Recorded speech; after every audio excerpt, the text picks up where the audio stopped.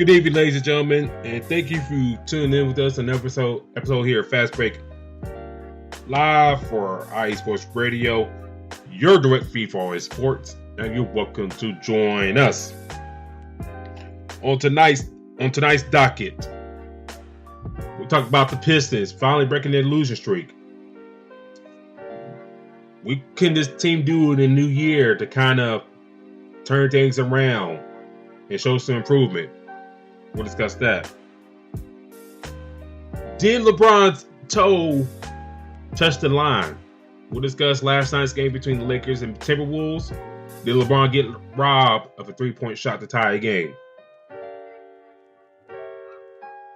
Also, with the year 2023 coming to a close, we look back at our favorite basketball moments and some of our least favorite moments of the basketball year. This is Fast Break. 12/31/2023. Thank you for tuning in with this tonight. Let's get things rolling and started.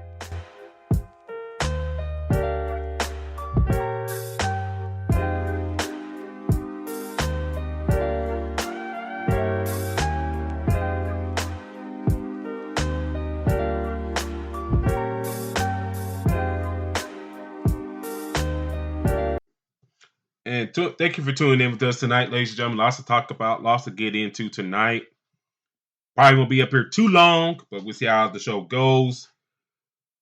But thank you for tuning in with us tonight, ladies and gentlemen. 2023 has been a wild year for us here on the show, and we greatly appreciate y'all tuning in with us here every Sunday. Or just about every Sunday. Thank you for tuning in. Follow us on the page at Fastbreak IESR on Twitter/X. And also, thank you for tuning in with us on IE Sports Radio as a whole, the network as a whole. Making great strides as a network and continue to make great strides in 2024. A lot of big things on the horizon and docket. We are a sports show. We talk about sports. We don't make up words and stuff to embarrass ourselves like quarterbacky. Now people drag you online for the past couple of days. We ain't gonna do that. But thank y'all for tuning in with us to soak in this basketball knowledge. D-Lock, how you doing tonight, sir? I'm doing pretty well, man. It is a big year that is ending, and we're starting a new one. So I'm glad the Pistons got their winning streak a little bit going heading into 2024. So definitely looking excited for this next year coming up. And I guess that's the lead off for tonight.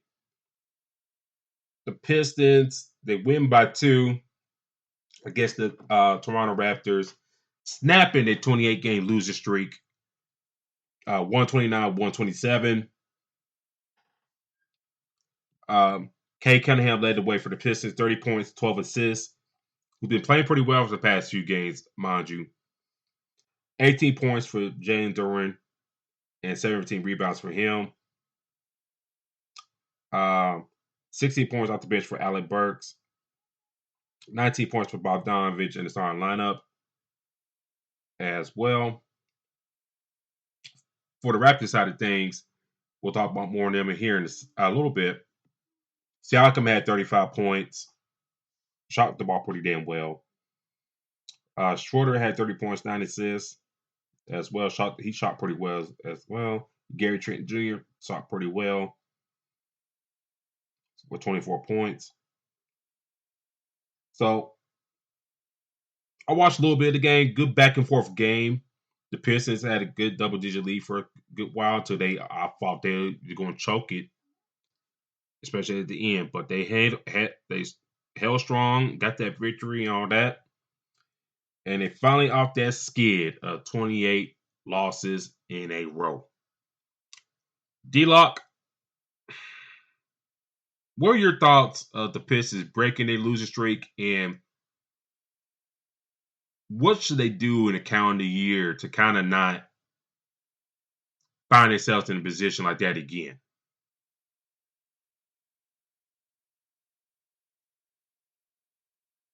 Well, the biggest thing is the game against the Celtics, as I told you before we got on, is it really looked like the Celtics was about to, give them their first win, snap their losing streak. And obviously they knew what was at stake at the time. So, the Detroit Pistons came, ready. They came ready to play. They brought the energy. And that energy that they brought in that game going to overtime against the Celtics, they brought in the Toronto game. So I think the biggest thing is they need to bring the same energy moving forward throughout this 2024 year, starting off tomorrow for them going against the Houston Rockets. They need to be able to bring that energy and show what they can do. If they can be consistent, then I don't see them having another long losing streak like that. They got a couple tough games coming up. Golden State, Denver, Sacramento, even though Denver is struggling. I'm sorry, not Denver. Golden State is struggling. But I definitely see them having a chance to, sneak out maybe a win out of those three after playing Houston and Utah. But if they could just be consistent and keep a good rotation, Cunningham is still doing what he's doing the last three games. He's had 30-plus points and led the team. I think they might get a little winning streak going. Now, I don't see them having, 5 or 10 game winning streak just yet. Now, we hold the horses on that, but hopefully they don't get back into that losing streak. I know it felt great for them to take that win, so if they can bring the energy moving forward and start the year off with a W, I think they might be able to have a decent season.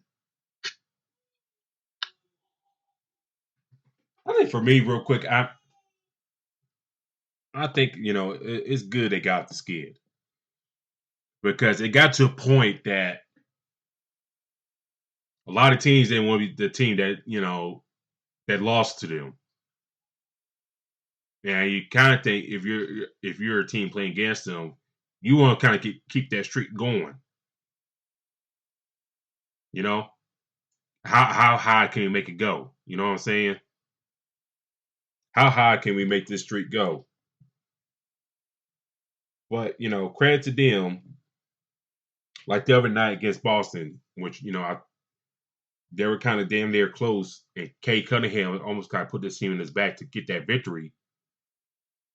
But give credit to Boston, especially Kristaps Porzingis, coming through strong at the end, along with White. I said on Twitter, on our Twitter page or X page, the Raptors, them playing against the Raptors, they probably had to be at their best shot to get a victory. Because after the Raptors, they play at the Rockets, they play at the Jazz, they play at the Warriors, Nuggets. So you go on a little, Rocky Mountain, West Coast kind of swing there, the next 4 games. And then after that, you come back home for a 3-game homestand. But that was your best shot to at least get a victory at the close at the end of the year. And I think that was a good time for them. It was a good time for the Boston game and it brought it to this game here. Now, did they almost screw the pooch on it? Yeah. But I think, like you alluded to by Kay Cunningham, he has played very, very well. Despite the losing streak, he's been playing pretty well despite their struggles. The lone bright spot in all this, Jalen Duren's missed time, Isaiah Stewart's out, Ashur Thompson in and out the starting lineup. So, good for them to get this game out the way, and you can focus on the new year and trying to get something positive going. Because if you look at the schedule, D-Lock, Houston they're kind of strong in the beginning of the season, but they kind of quieted a little bit. The Jazz, they just are like a middle or road team, and you could get them. The Warriors have been playing somewhat better with the lineup change, but still got no size. And with Detroit, you got a lot of size there. So can you use that to your advantage? And then, the Nuggets, Jokic may put those boys to work. It might put them in a blender. But, the next 4 games, if you build some positive wins and stuff like that, I think you get things back in the upswing, in my opinion. So, good for Detroit players, coaches to get this monkey off your back. And also, shout out to the fans. With that win, they get their 5 bonus wings from Wingstop. The fans that D-Lock, I don't know if you've been seeing on Twitter or whatever, but they've been itching for those 5 bonus wings for a good month and a half. So shout out to y'all's fans to get those wings, and I pray for those poor workers at those 2 locations up in Detroit that be slinging those Buffalo boneless wings all night. But any final thoughts on the Pistons real quick? The biggest thing that I think played a huge part, you said Jalen Duran missing time, and Isaiah Stewart. Well, that shortened that rotation. So that's what I talked about before is, you find your rotational guys and just play them. So, that doesn't mean that Isaiah Stewart and Duran does not belong in the rotation. But now with somebody or a few people actually, not in the rotation, it shortens up. Now you have to lean on other players. Therefore, Cade Cunningham continues to do what he do. So, I think the Pistons should definitely take note of that. And this probably be the last time we talk about the Pistons. I kid. But we'll keep our eye on the Pistons.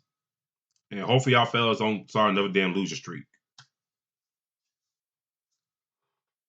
Going for the scores for today real quick. The Lakers are down 74-57 to the Pelicans. Anthony Davis got 13 points. LeBron 21. Rui Hachimura started the game, but went out with a calf strain. That dude's been hurt. Seems like he's been hurt every 4 games for the Lakers. So it's like no real consistency with him so far this year. For the Pels side of things, Zion Wilson, 18 points for him. 17 for CJ McCollum. Larry Nance, 7-3 off the bench. And Najee Marshall, 6 points for him off the bench as well. Nets, Thunder, 59-56. Thunder up by 3. Cam Thomas. Jacques Vaughn, man. Just lead this dude in the starting lineup, man. For the back of you, I promise you, things will be better for you. But anyways, 16 points for him off the bench. 17 for Mikal Bridges. For the Thunder side of things, Shai Gilgeous, 17 points for him. 6 points for Chet Holmgren, but 7 rebounds. Josh Giddey got 5 points. Let me ask you this. Is it me? But ever since that stuff came out about him, his production has kind of gone down. You said who? Josh Giddey. Ever since that stuff came out about him, about the underage stuff, his production has kind of quietly gone down. Oh yeah. That's definitely what the case is. I mean, it seems like he's kind of playing the quiet role now. I haven't seen too much of him, but also I think even with that, I don't think it's just that. I think it's also the rotation of guys that they have as well. Yeah, that's true too. That's true too. I don't even bother to mess with him on FanDuel anymore. If I choose somebody from the Thunder, it was like for me like Dort or Williams or Joe for me. Giddy I really don't touch unless Shea Gilgeous out.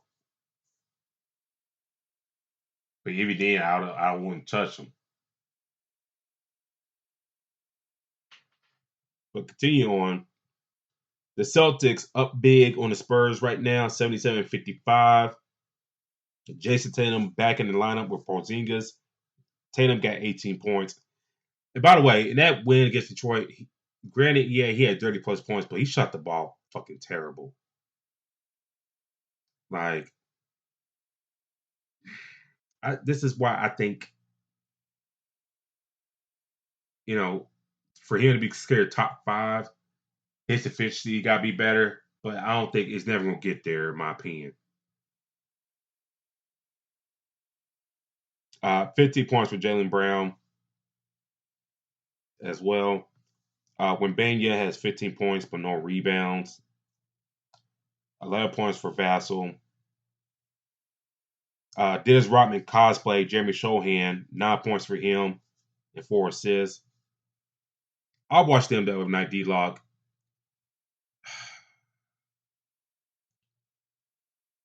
I don't know when Pop's going to have to talk with some of these guys, but Jesus. Like, to me, I got to get mine type of dudes on that roster.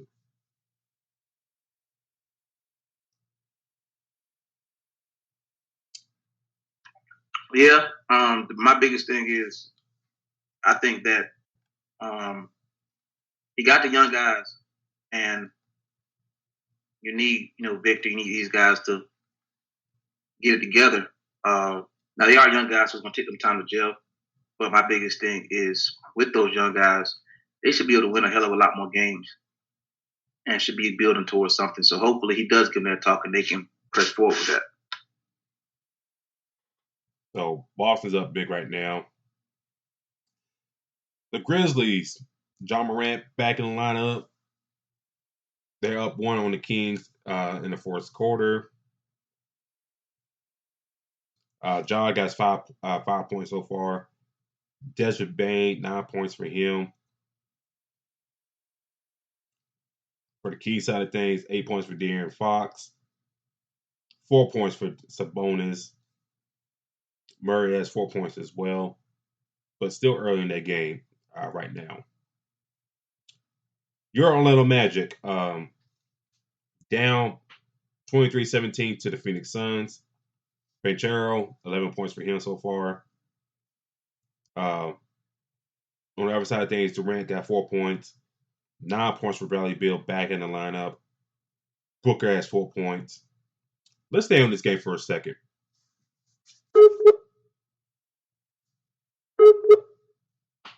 Well,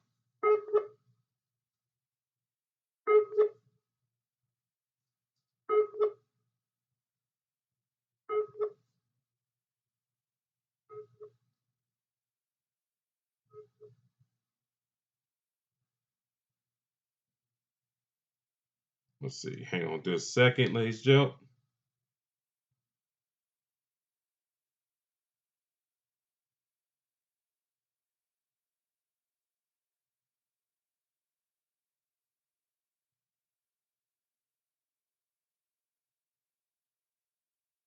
Let's see.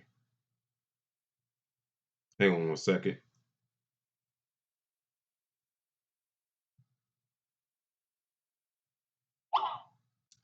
But once I get back on here, D-Law back on here, he just moved to a new place in Pittsburgh. So, internet connection still kind of get worked out. So, try get the issue worked on. But, for the Magic and Suns, Bradley Beal back in the lineup. And with Bradley Beal back in the lineup, all right. All right, you're back. Yes, sir. But I'm back All right. Um, I was talking to the people. I was like, Phoenix, Orlando, Bradley Beal back in the lineup. How do you foresee that group finally coming together, and how long do they stay in that together to build something there in Phoenix? now. It's getting very interesting with this group because I believe you were the one that touched on it first, saying how long is this group going to be healthy? And Bradley Beal has been the one that has been out the most. And even though it's very early in the season or earlier in the season, we want to see this team gel. And they're falling behind, man. I mean, I think that's the biggest thing.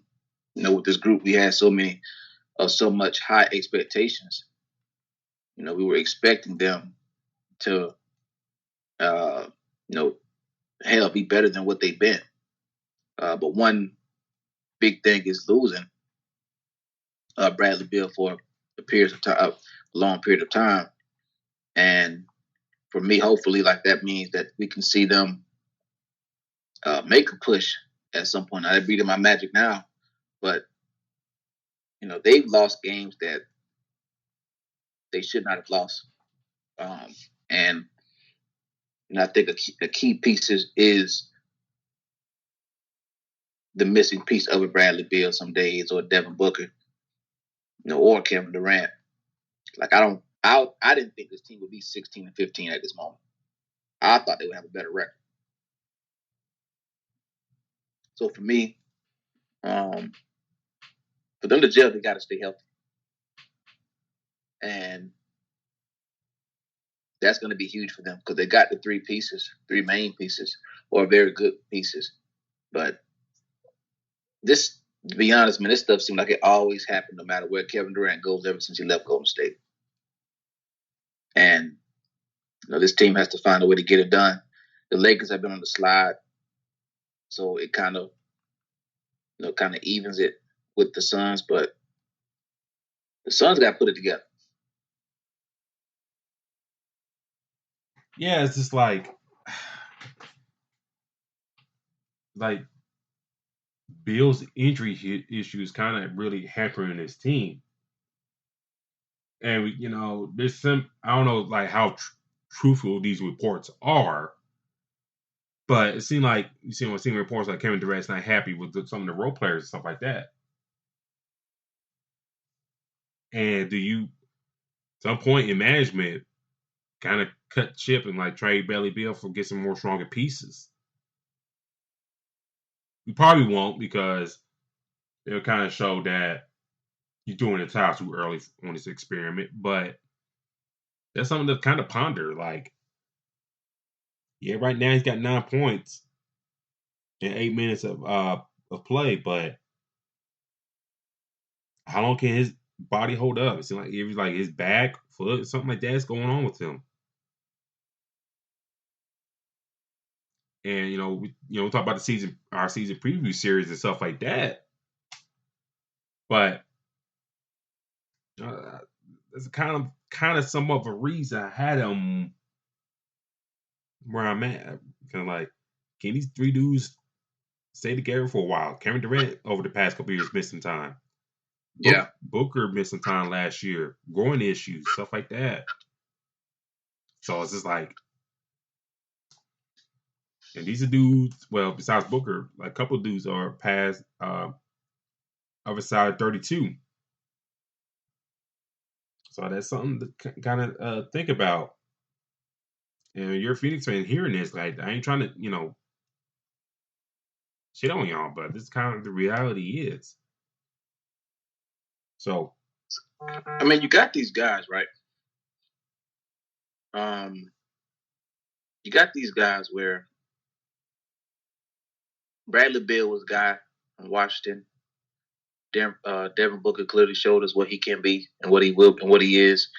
And Kevin Durant has been that guy. So there's no excuses right now, man. you got all these pieces, man. It's time to get all this shit done. Be more competitive, regardless of injuries or not. Because right now it's just making it seem like you got some great pieces, but they're fragile. And if they're fragile during the season, what the hell you think? What the hell you think is going to happen when they got to go in a 7-game series? Not to add in, they got Nurkic as well, who is a hell of a player when he's healthy, but the H word is coming out with him and Bradley Beal and Kevin Durant and Devin Booker. So they're all dealing with the same issue. So you're right to that. And I think that's something that is just crazy, man, to think. You put all these pieces together, got you a big 3, but it's actually a big 2 or a big 1 because guys can't stay on the court. And Nurkic is the guy that we've been talking about like him not being like a healthy guy for the past few years, even in Portland. And we talked about, I think, a couple off seasons ago, like they gave him a contract extension. I'm like thinking, like, why are you getting this new contract extension? He can't stay on the floor for you for the past few years up to that point. So I was just like, this dude had been, can stay in the court for the past few years. So, we'll see what shakes out with Phoenix. We'll see how long Bradley Beal stays in the lineup. All that good stuff. I think we're kind of past the point that he's gonna make an NBA all NBA team, all that type of stuff. So if you're still in playoff contention, maybe try and get him healthy as possible for the playoffs. If you do make it. So we'll see. But right now, Phoenix is up 37-24 on the Atlanta Magic at the end of the first. So they basically saying that they want to come and play on New Year's Eve. Basically. But hey, being out in Phoenix and New Year's Eve ain't a bad place, to be honest with you. It ain't too far from San Diego either. So there's that.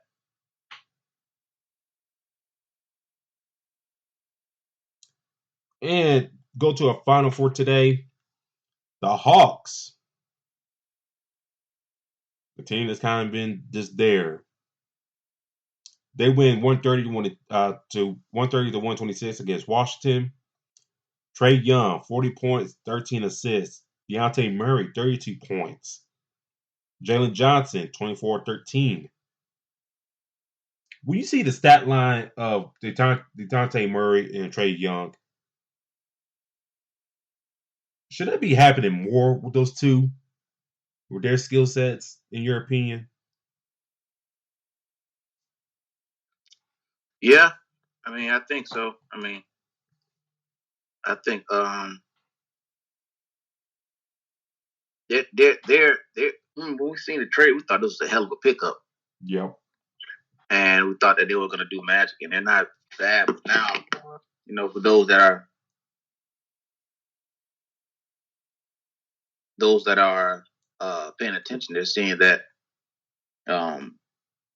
Dejounte Murray look like he's being considered in all these Laker trades. So, but like I said, I think the biggest thing is higher expectations for them. I think that's another team that just got a lot of damn guys in rotation too. You paid Bogdanovich all that damn money. You got Dejounte Murray and Trae Young. Then you got Sadiq Bey, Jalen Johnson. And then Clint Capella is sharing big minutes with Okongwu. Figure those things out. And that's probably why we're seeing, his name, Dejounte name, being considered in these trades. Which I don't think Atlanta's going to trade him. I just think that's just talk right now. But those numbers is could be better. Kind of what we wanted to see from Dallas with Kyrie and Luka Doncic. So, for me, I think that the Hawks could be playing a hell of a lot better with these two guys. Like I see a stat line like that as like, damn, Like, damn, if y'all do that, you know, a lot more times, 6 or 7 times a month or something like that, y'all will be in a better position than what y'all are right now. And that's what I kind of envisioned when they got Murray. I was like, okay, a nice combo guard to go along with Trey. Guy can score, can dish the ball, play some defense.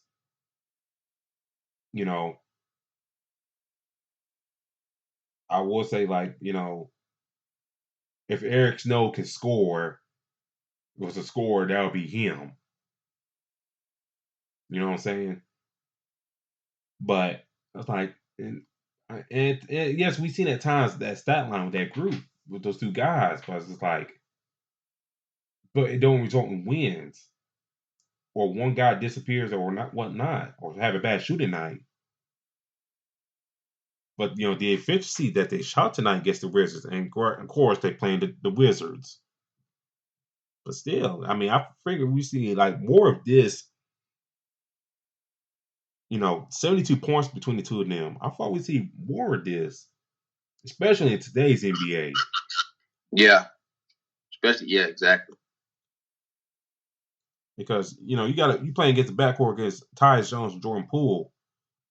That's what you supposed to be doing. When you play on the third against the Thunder, maybe a little bit more challenge because they got good guard depth over in OKC. But the Pacers, your Orlando Magic, the Sixers, their guard play is kind of backslid a little bit. So, and they got the Wizards again here soon. So, they gotta take advantage of this, in my humble opinion. They gotta use this, like Quinn Snyder gotta use this, like saying, "Hey, y'all guys, if y'all could get anybody any night, y'all should be doing 70 points damn near every night. At least no lower than 60. This should be y'all every damn night."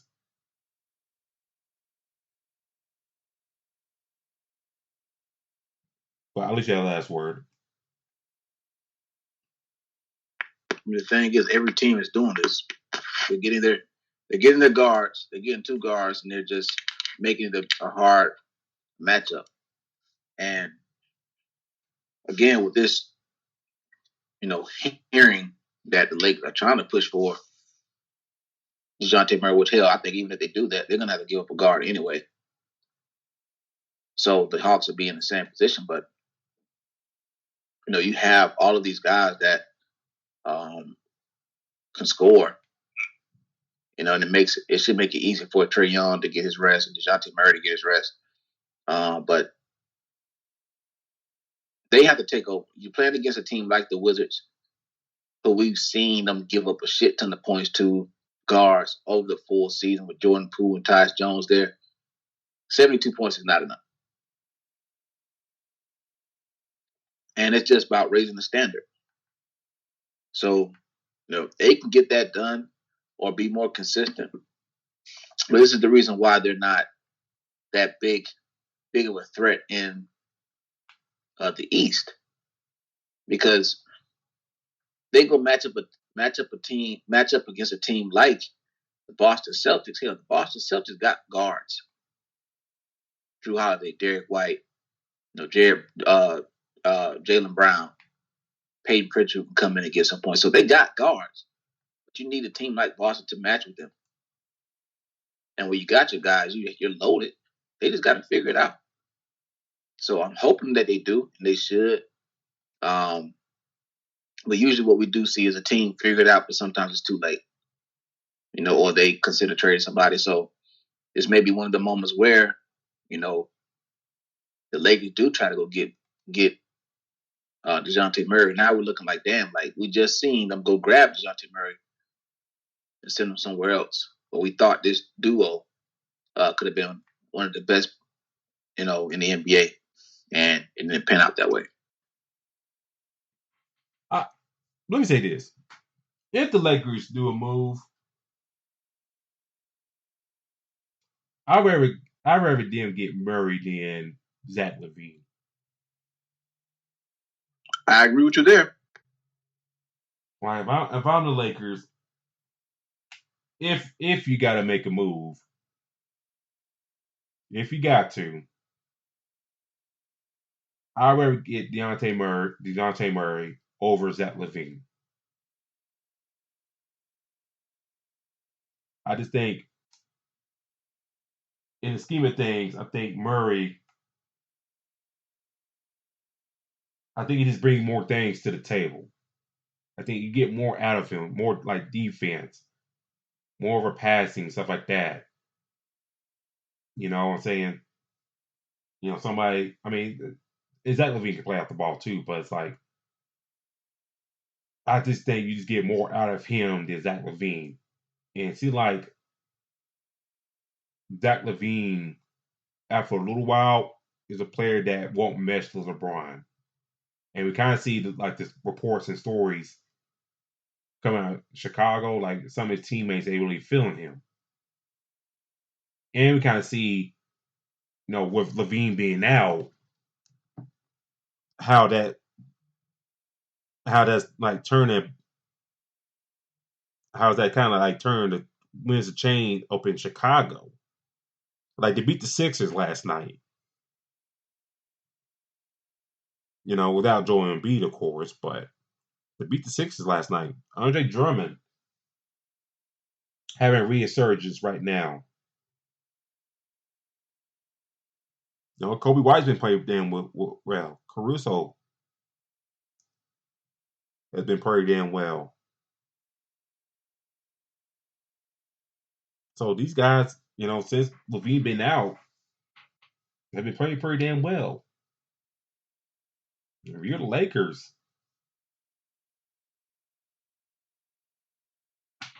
do you want to do that? Do you want to give up a fan favorite like Austin Reeves? I had to use him in that role, but he's probably one of your more popular players. Yeah, you don't want to get that. You don't want to get Zach LaVine for that. Mm-mm. So, like you mentioned, I'd rather have Murray than LaVine. And I don't have the contract numbers in front of me, but I want to say Murray's deal is lesser than LaVine's because LaVine got that max super deal from the Bulls. Yeah, which they're trying to move off of. They're trying to trade him for that. Well, now I'm not gonna lie. The only way I would consider getting Zach LaVine, you have to throw in Caruso, and I don't think Chicago does that. I don't think so either, but I mean, you gotta give us something. If you're the Lakers, I'm not taking back. I'm not taking back Kobe White, AO, or Jevin Carter, excuse me, in trade back. I'm not doing that because oh hell no. Because you sign those guys, they sign those guys to 3-year deals, to $30 million deals, and sometimes you gotta look at things like. Well, hell, we barely seen Javon Carter, as we know. I mean, that was a question mark of a signing already. So, yep. I mean, I get it that Lonzo Ball is not going to play, but some signings, and it's because they've already been loaded at the guard position with the guy that they have. It just gave me the vibe that they're trying to get off of a guard, which they are. They want to move on from Zach LaVine, seems like. But I'm not. If I'm the Lakers, no, I'm definitely. Again, I'm probably pushing more towards Dejounte Murray than Zach LaVine. So what y'all think in the chat? If you're the Lakers, Zach LaVine, DeJounte Murray. Comment in the chat real quick. Terry Rodriguez in the chat. How you doing tonight, sir? I know we're getting to you late. He says, happy the Pistons snapped the nasty loser streak. Not happy the Lakers got screwed yesterday. Yeah. Well, we'll stay on the Lakers real quick. They played the Timberwolves last night, you know, and surprisingly, the Timberwolves have been one of the better teams in the league. I didn't think that's going to happen this year, but they have surprised us. But towards the end of the game, LeBron had a chance to tie the game. And when I guess when the ball got stolen and he got the pass back, they called a long two immediately. And they went to the video. And on further investigation, the ref still deemed that long two. But if you kind of zoomed in on the shot,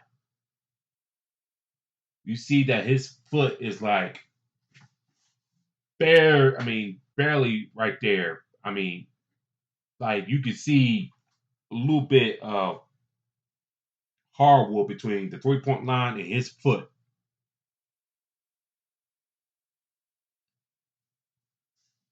And LeBron got screwed, and the Lakers got screwed, and it kind of took him out the game for a little bit, and they eventually lost the game. But we kind of, I don't know if you watched the game last night between Dallas and Detroit, but we kind of saw late in that game when Detroit kind of took the lead that late in that fourth quarter. You know, the 2-point conversion, wherever the offensive lineman checked in or not, and then it kind of showed that they did, and kind of screwed Detroit out of a win at Dallas. What do you make of this officiating and stuff like that? Like, even with all this technology and stuff like that, how could the refs screw this up in your opinion? Not getting the call right. That's very tough because clearly you see the video that gives you the answer. I think we get that. This would be a moment where the NBA, they're in off season, they're going over rules, they're trying to figure out different things and what they should add and what they should take away. This is something that's going to play a big part in that because they should not have messed that up at all. I think it was LeBron's birthday as well. So a lot of LeBron fans were probably hot as hell over that. I had a few friends that were talking about it. But for me, I think that this is just one of those moments. You said some of the good of 2023 and the bad or disappointing. That's probably going to be a disappointing moment. But I think that this is a very hard. The referees have a hard job, man, sometimes. And, even having a hard job, some of them have to look at what the replay is and stick to it. I remember, I forgot the year that it was. I think it was like 2014 or 2013 when the Cowboys and the Packers were playing in that playoff game. The Dez Bryant catch. And it ended up saying it was incomplete. And you can clearly look and see, the football move that he made, to make it seem like as if it was a catch. But it had different rules. So, these decisions are going to happen. Refs do preseason sometimes as well because they need to practice to make sure they're getting things right. But they're not going to be perfect. And for it to come down to like a 2-point game or 1-point game, and that sucks to see that. But the refs have their days as well. It definitely was noted though because the King was was definitely involved. Yeah, I just kind of hate that, that they go to the booth or pull the screen up and they still deeming it too. In which we know we got this technology that we can zoom in and all that stuff, and you still get the call wrong. That's what kind of makes me upset about it. It's like, damn, got this technology to get things right, but we're still effing up in these games. And not just the NBA, but all across the board. You know what I'm saying? So I just kind of wish, they got the call right, but it is what it is. But still,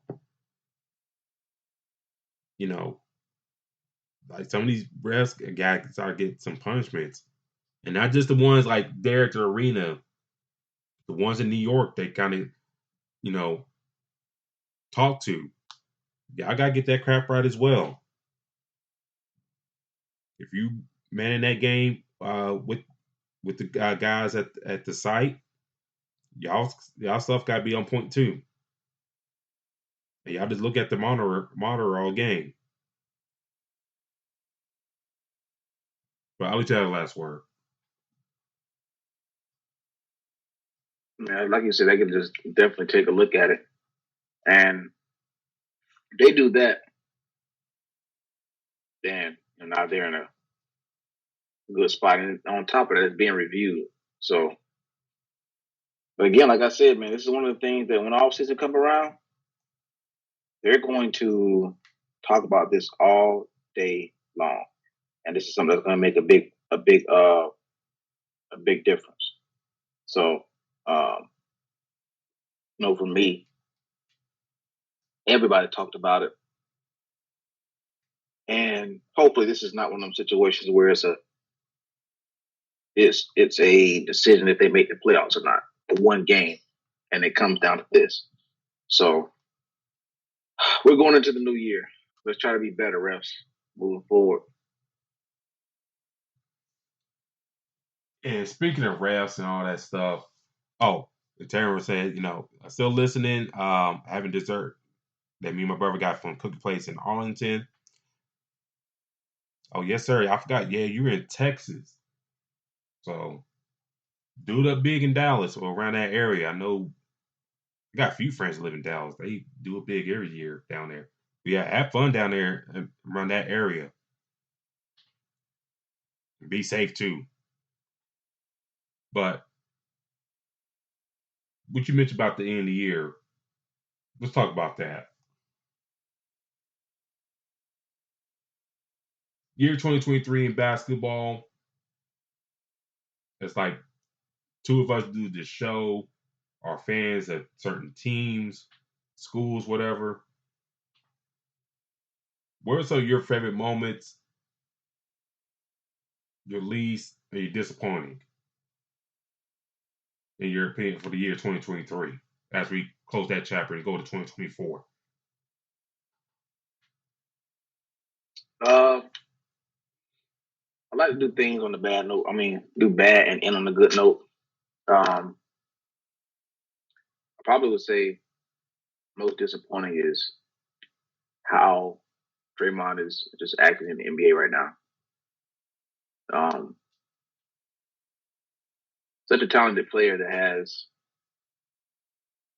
so much expectations, has won rings, has done so much, but it just the fact that every time he plays is something, and it kind of destroys the game for many players because it kind of is always over the line a little bit with something, um, and it kind of was tied between him and the Ja Morant situation, but for me, I just feel like that is taken away from the game, you know, because you want to be physical. Like I get it, you want your presence to be known, but there's a such thing as overdoing it, and I feel like that's been done multiple times.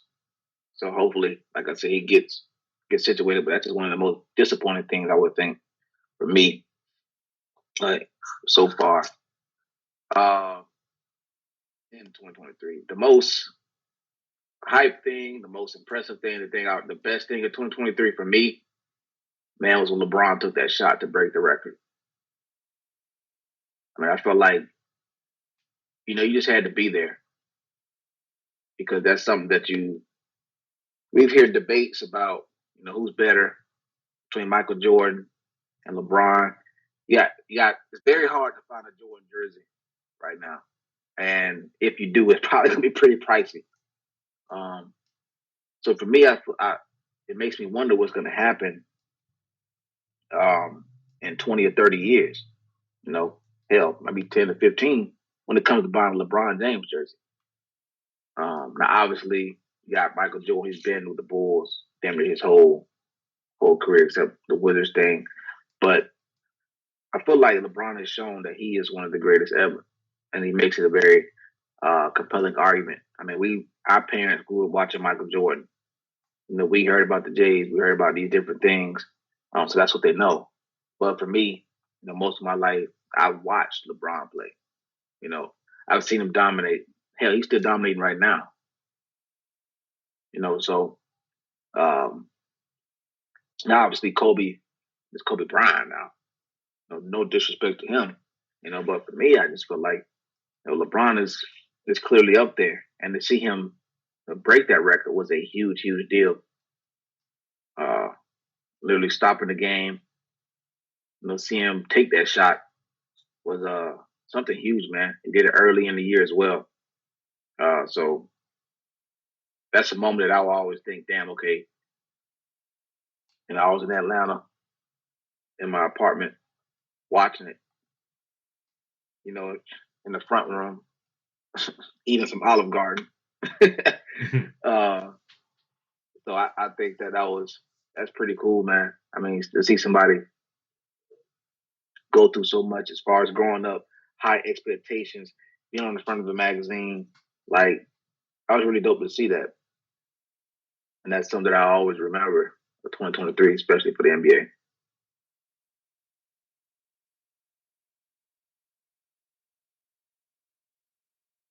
I think for me, my least favorite of the calendar year, and it's just like it kind of just ruined the season for this team.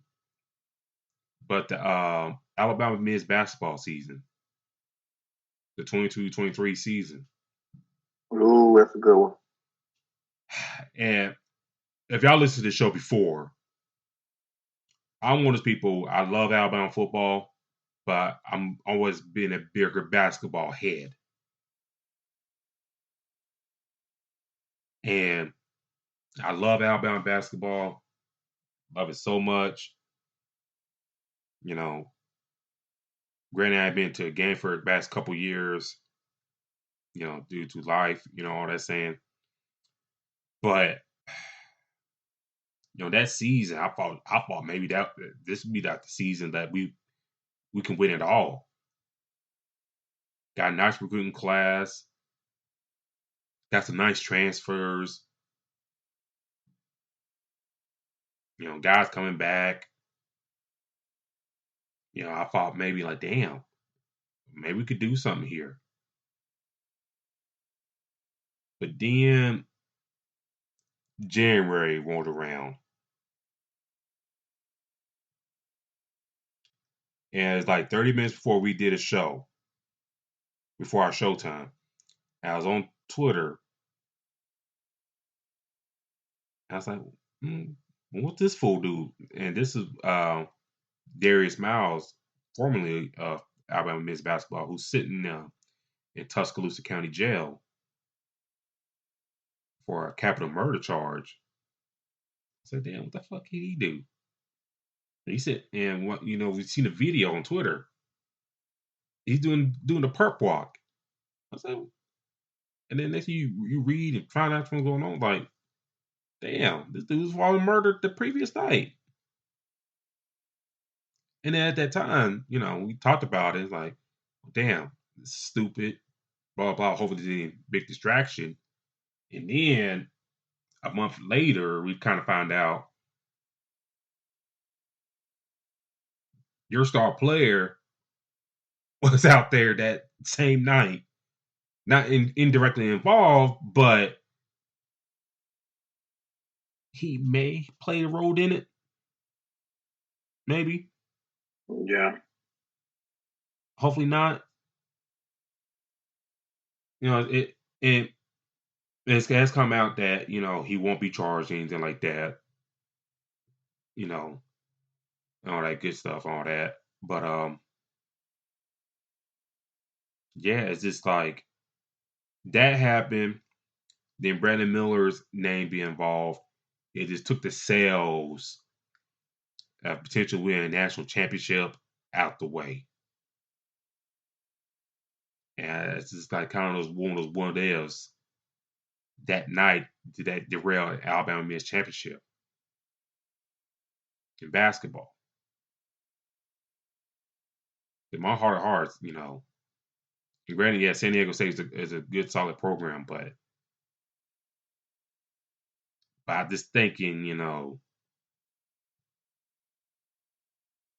I think some behind the scenes stuff, kind of like the bad press and all that stuff, kind of like put a damper on that season, and then things materialized as it did.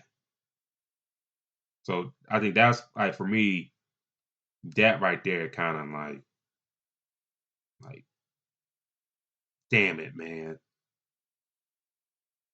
we're that close. I think we're that close. Other things for me, real quick. Least favorite things. Like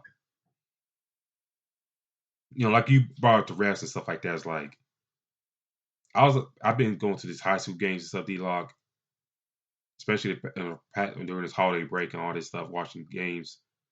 Some of these refs are just bad, and I hope refing gets better. Like, wish your calls were consistent and stuff like that. If y'all gonna let guys be rough and physical, do that, but be consistent on it. You know, and that's not the high school level. See in the college level, we see it. In the pros. We just talked about this. Hopefully, refereeing from all the way down from pros to the preps be better, in my opinion. I think it kind of takes out the game and stuff like that, and you're trying to make it more. I mean, the refs trying to make more than what it is at times. When these teams play against each other. And then I kind of wish, one more thing, reporting would get better, more integrity in the reporting and stuff like that get better in basketball. No sneak disses and stuff like that. I mean, you're in an age of social media. You know, if you say something slick or something like that, or report something slick, people gonna call you BS on that. If you say something out of pocket, you're gonna get something called out on that. So, to you reporters out there for ESPN, Fox Sports, Bally, whatever, be consistent. Do your job better. Don't report on somebody's death and bring up something that's not related. You know what I'm saying? But let's go to the positive. LeBron breaking Kareem's record, in which I don't think I would never seen in my lifetime. I'm not saying I would, but it's like, damn, that record's been there forever, ever since I've been born. You figure like Mike would pass it, but those 2 years taking off for base. I mean, for baseball, quote unquote, didn't happen. Kobe, he didn't pass it. Guys like Grant Hill, Tracy McGrady, the injuries caught to them, they couldn't pass it. I think,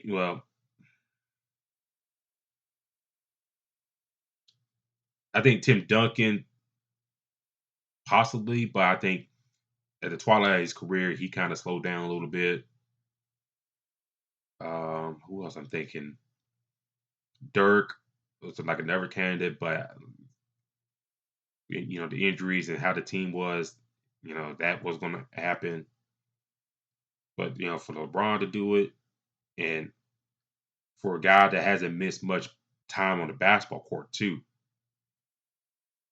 like some of the guys I mentioned, also throwing Shaq in there, but at times, especially in his prime of his career, they talk about him getting his big behind his shape. And who knows? Like, as this as an Orlando fan, if he kept that shape like he had like Orlando, especially in his prime career, God knows what could he, done. The only difference that we'll be talking about between him and Jordan is the shoes that Jordan sold. So that's it. Yep.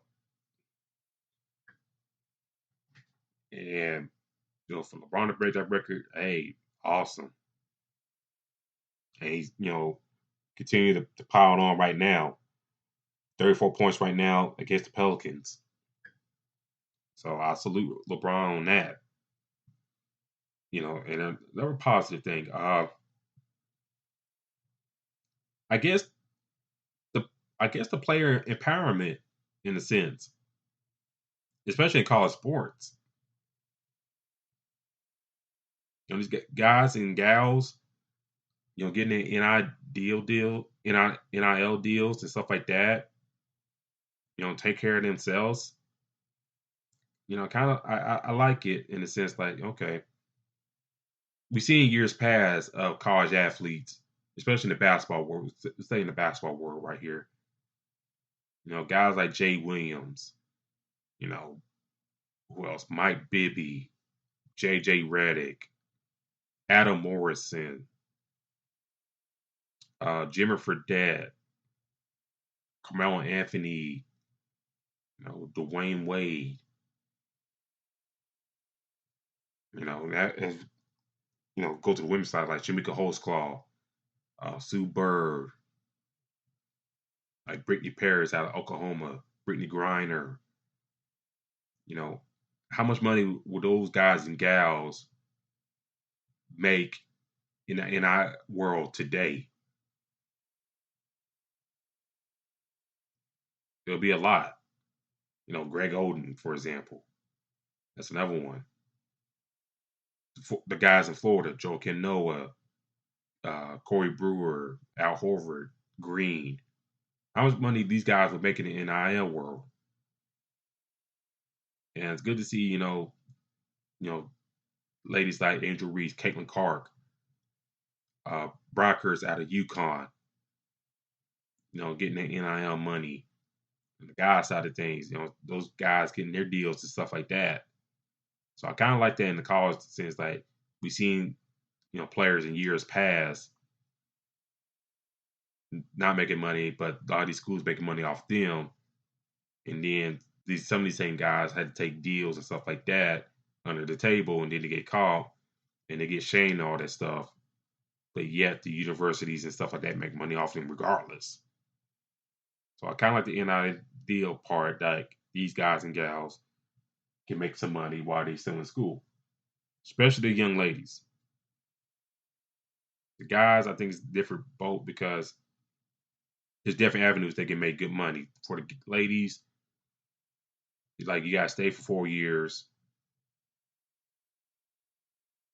to order to get to that point. But now you come in like Juju Watkins at USC, for example. By the time her senior year at USC, how much money is she gonna make at the end of her college career compared to like 10 years ago? So I like the NIL part, that these guys and gals can make money, all that stuff. Any final thoughts for you for 2023?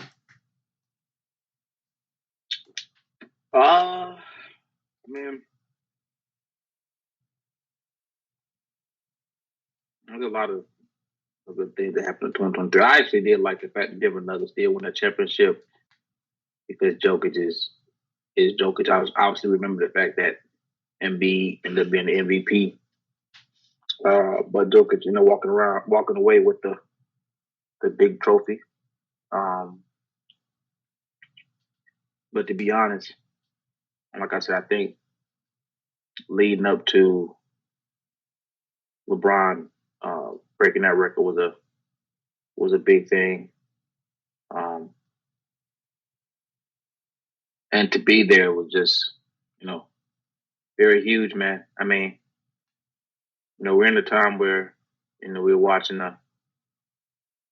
in my sport, my main sport, the track and field, watching Usain Bolt run an incredibly fast time that probably won't get broken anytime soon in 109.58. We watched Tom Brady go from New England Patriots, go to my home team, Tampa Bay Buccaneers, go win the Super Bowl. One of the greatest quarterbacks we've ever seen. And we've seen LeBron go, to Miami, team up with Dwayne Wade and Chris Bosh, go get a championship or a few. Go to Cleveland, go back home, go do that, and then go to the Lakers, and then bring him back to LA, and then put on his resume that he has the most points ever. So, we hear, multiple people talk about seeing the greatest of all time in different eras. And this is our era. For those that have lived throughout this is our era. We've seen people talk about Michael Jordan, Magic Johnson, Larry Bird, Wilt Chamberlain, these guys. Well, LeBron is our era. And this is what we're seeing. And it's amazing to see, man. I mean, to see somebody continue to do it at the age that they're doing it, that is very inspiring in many ways. So, he's done a lot of things, obviously, on and off the court. We definitely recognize him for the great things he's done off the court as well. Hell, like, I remember legit seeing Bronny James as a kid. And now he's in college. And he just had a hell of a game a couple of days ago. So when you see these things, man, these are things that our grandparents told us about who they seen. Our aunties, uncles told us who they seen. And, at some point we would do that. We'll be grandparents. And we'll say, damn, you know what? I remember when, LeBron did this, that, and the third. And hell, there may be another player in about 30, which it will be, another player in about 30, 40 years that we're going to be like, dang, he looks great. But for us in our era, we'll talk a lot about what LeBron did. And I just thought that was like one of the coolest things ever to see. And I'm making it, I know this is, we got about less than 3 hours in 2023. I am making it a promise now to find a way to go to a LeBron James game before he retires. I tried to make one in Atlanta, which I possibly did, but I ended up moving. So I think the closest one that I may catch him in is Philly or Washington. So I'm looking at them tickets now, man, early. But hopefully he plays that game. But I got to make sure that whether I'm in the nosebleed or I'm courtside, that I get a chance to see him play, because that is something that I want to witness and then be able to tell my kids about, and their kids, because these are the moments that we have. And with the year winding down, like you said, the best moments you want to cherish and remember. Yeah. And, I think for 2024, I guess, trying to go to the NBA game again, get that my dog it. And sometime, not in 2024, but sometime down the line, make it to the NBA draft as well. I just, they got up in New York and it's cool and all that stuff. But I think, at some point, why not move around like you used to and see and do what the NFL does? Look at the NFL; they draft around, and it does bonkers. But they just doing it to keep it in New York, and it feels dull at times. So we'll see. But good list from you. Shout out to the chat tonight. Thank y'all for tuning in with us. Like I said, it's been a great year so far this year. We're going to try and make the show bigger, better for the calendar year. And I hope y'all be along for the journey for that. But this has been our show tonight, ladies and gentlemen. If you do go out tonight, and right now I'm hearing fireworks, all that stuff around me, please be safe. Please don't drink and drive. I think that's been a little bit too much of that going on right now. So be safe out there if you do go out. Call record, Uber, Lyft, family, friend, whatever. Just don't do nothing stupid. But D-Lock, how can people find you on social media? You guys can find me at DLock813 on Twitter. Let them know where they can find you at and the show's page, man. You can find the show's page on Twitter /X on Fastbreak at IESR. That's Fastbreak IESR. Also, do follow AllieSportsRadio.com for all your latest shows, news, and feeds. A lot of good shows in the network. The playoffs about to start soon for the NFL. So, we got, the shows for the Packers. The 49ers. Philly. Dallas. New Orleans. A whole bunch of other shows in the network. Do tune in for that. For the playoff run. Cleveland as well. So do tune in for that. I do have a Twitter account, Spawn4288. That's Spawn4288. You check that out. I do have a show inside called The Crooks Process. Check me out on Facebook, Instagram, and TikTok, The Crooks Process. You see the CP logo there. I did post a new podcast episode yesterday. Check that out on Spotify as well. The Crooks Process, you'll see it there. Other than that, we'll talk to y'all on the calendar flip next Sunday. Talk to y'all later. Be safe out there. Peace. Happy New Year.